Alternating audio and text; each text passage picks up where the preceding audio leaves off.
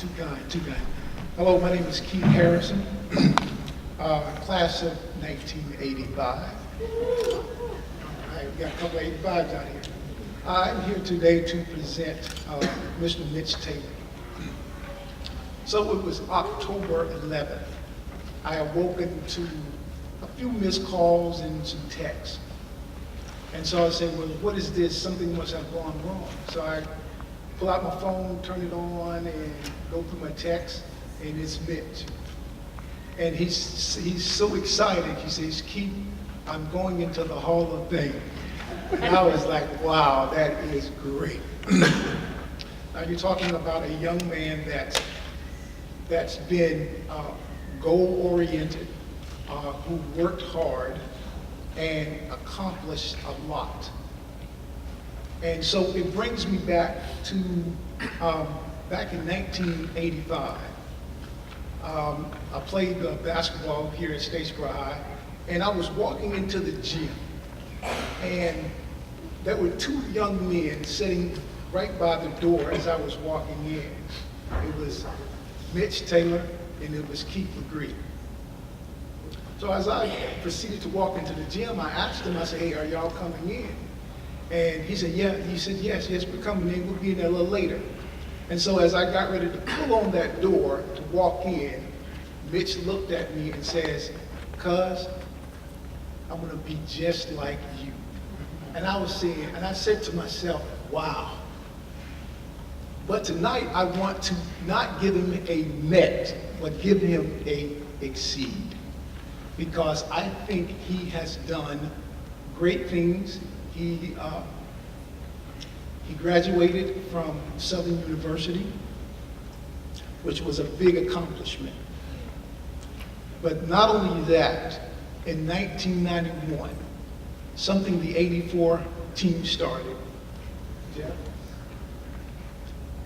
accomplished a state title. Now that title eluded us, but Mitch and the team was able to lace them up and put them down. Now, there were several goals that I know Mitch had put out in front of him, but there were two goals that I really paid attention to.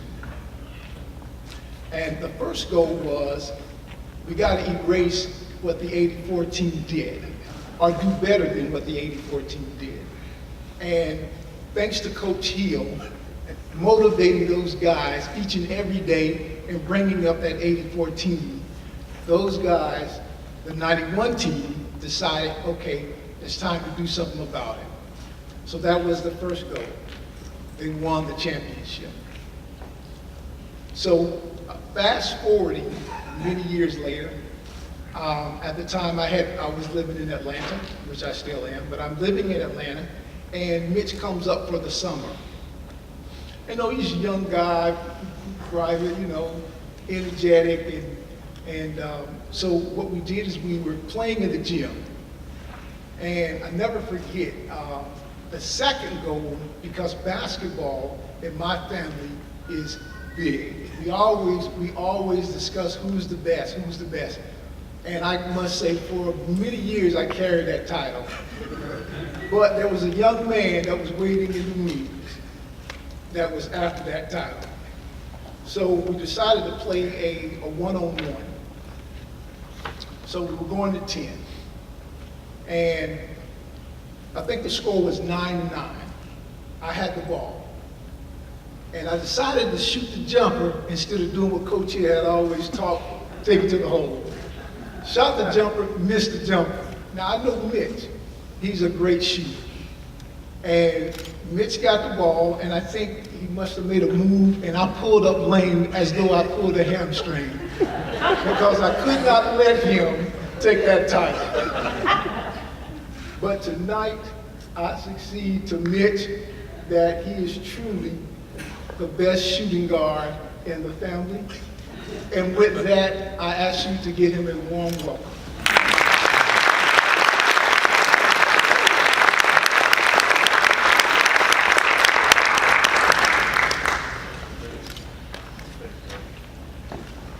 Okay. Yeah, he quit on me. Well, before I get started, I do want to say some things. To all the members here, it's an honor to be amongst you. And if everyone would, again, please give them a round.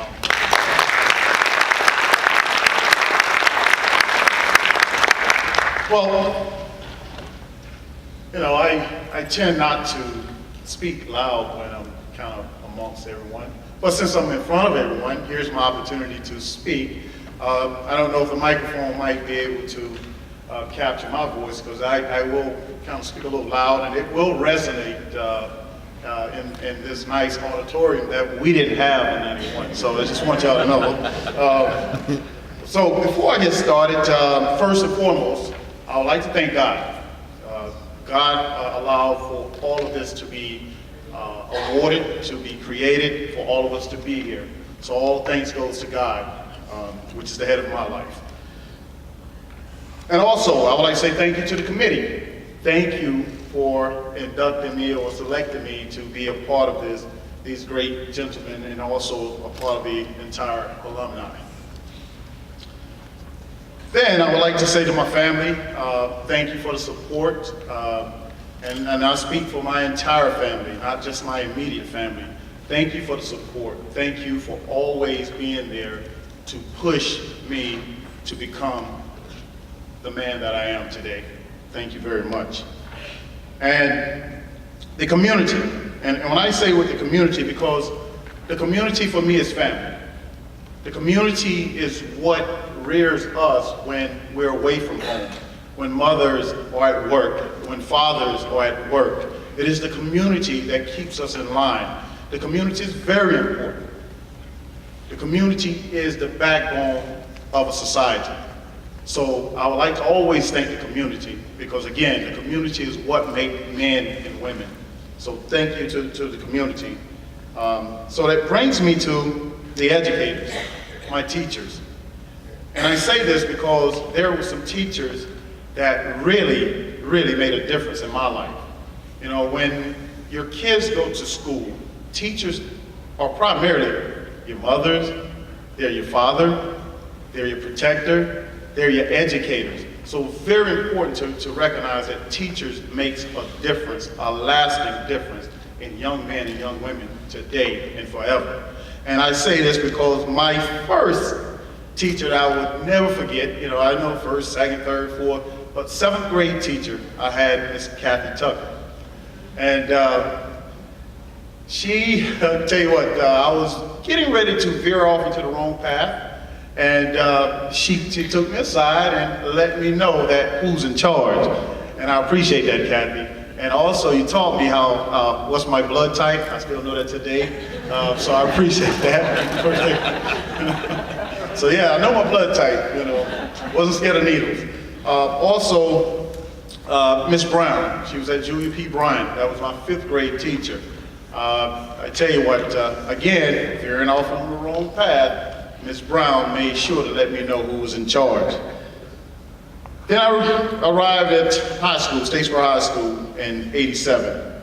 And a few teachers that are now retired, Ms. Goggins and Ms. Olive.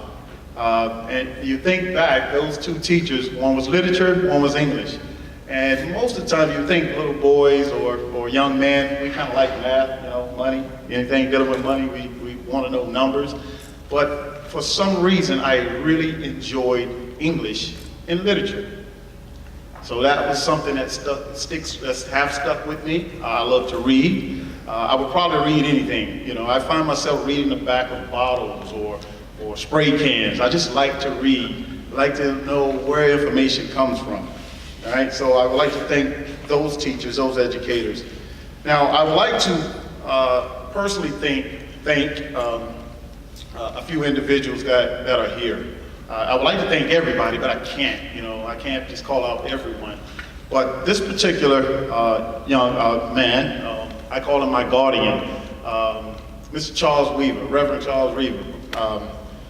And I say guardian because a lot of times when you're in your neighborhoods or you're in your community, there's always someone to look out and make sure that you're doing the right things, following the rules, making sure that you're, first of all, staying out of trouble and not doing things that would lead you into trouble. So Charles, I thank you, and you was a great inspiration because it all started 411 Rackman Street. You know, there's no houses here now, but that's where it all began. Railroad track. Yes, right on the railroad tracks. And that was the beginning for me to actually learn what was it about being a part of a community that guided you in the right direction, the community that looked out for you to ensure that you didn't do things that was unsafe and that was dangerous or caused harm to others. So Charles, I really thank you. And whether Coach Hill, you know it or not, that was kind of like our coach away from the coach, you know, at the playgrounds, to make sure that we're doing things that we should do to make us better down the line. That also brings me to I always say my approval, the person that I felt like I had to prove myself to. And it's a long story, and it goes back to my cousin Kenny. Kenny, please stand up. Kenny Shavers. Kenny played up under Coach Hill. And for me, I don't have an older brother. Well, that was my brother.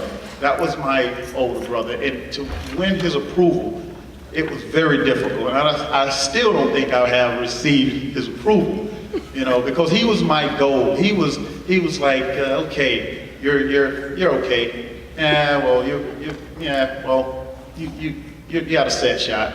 You can't really play. You know, he would never give me that, you're okay. Going out on the court playing and trying to better him wasn't good enough. Wasn't good enough. So that was always my motivation. It wasn't the motivation to be an outstanding ball player. It was to get my approval from a cousin that was like a brother to me. That was my motivation. That was my determination. But then, who set the bar for me was my Michael Jordan. Everybody has an idol that they want to be like. Well, it wasn't a pro athlete for me. It was a relative. It was Keith Harrison. I wanted to be like Keith Harrison. I couldn't afford to go to the high school games, so I had to listen on the radio. So listening on the radio and imagining and listening, and I was like, man, Keith on the baseline, pull up jump shot. And I heard Jeff, I'm sorry, but I heard Keith a lot, you know, so they shot a lot, didn't they? Yeah, that's why every time I heard Keith on the baseline, Keith in the paint, Keith at the top of the key, I said, well, geez, it's just Keith Harris now. So I wanted to be Keith. I was like, you know what? That is the bar. That's the star I wanted to achieve, you know. For him to receive this scholarship, a full athletic scholarship to go to school, I know where we came from, and I know what that meant to our family, because financially, we couldn't afford to go to school. So my determination was, you know, in order for me to better myself and to make something good of myself, what better way to earn a degree, go to college, get an education, because I wanted to be someone in society. So thank you, Keith, for setting that bar for me and wanting to drive to be. Now, I always say, before I get to Coach Hill, because it's Coach Hill, you was more than a mentor. You was a leader. You taught me how to be a leader. You was more of a father figure. Now, my community was a father for me. You know, my community made sure that I stayed down the right path. But Coach Hill, you invested in us. You invested in the kids in the neighborhood. You took the time. You showed us how to be young men. You showed us how to be righteous with God. You taught us a lot. And I carry that with me to this day. Everything that you have done for me, I will never forget. I am grateful for it. You have taught me, you have shown me, and you have given me leadership to be a man, to be a father. And I really, truly appreciate that. That is with me to this day, and it will always be with me. So thank you, Coach Hill. Now,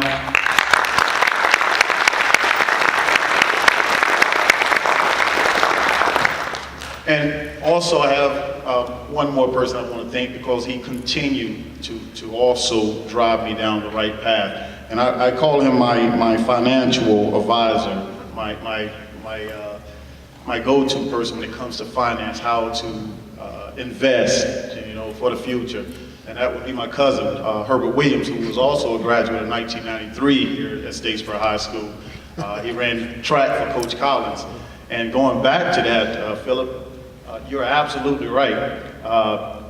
When basketball made you the great track runner, well, it's the opposite. I can tell you this, track made me a better basketball player because last time that was my first and only letter with track, and my last sprint was up the hill, and I think it was about right here where it's located, where the stadium was. I ran right up the hill, back into the gym, and I have never been back to the track since. So yes, Coach Hill, you and Coach Collins ran me right to the gym, and I said, you know what, this is my dedication, inside the gym. Because I just didn't understand practicing running around the track, and that was practicing every day, and I was like, oh, that hurt. So what better way to go up into the gym where you can stop, you know, you can shoot a little ball, sit around, so that was my thing. So yes, it was the opposite, Philip. Okay, so now, that brings us to the 1991. And speaking of that, because Jeff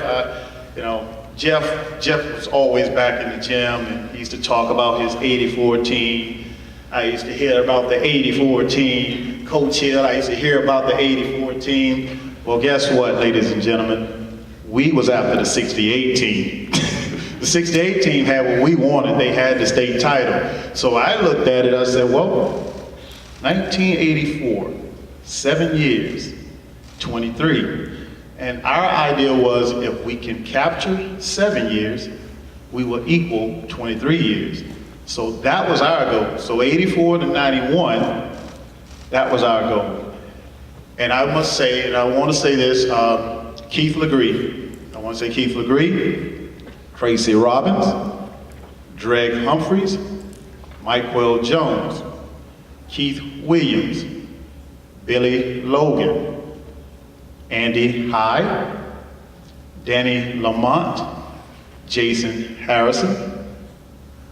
That completed our 1991 team. Now that tells you, it's been 20 plus years ago, but I still remember that team. We was truly a team.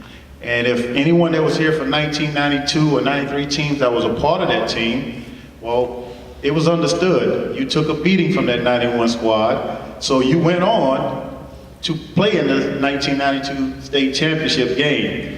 Now, had you just beat us in practice at that one time, perhaps, Coach, I would have won that one in 92. That's okay. But again, I want to thank you all for allowing me to be here. It is a pleasure and it is an honor to be amongst these inductees today. So thank you, and you have a good night.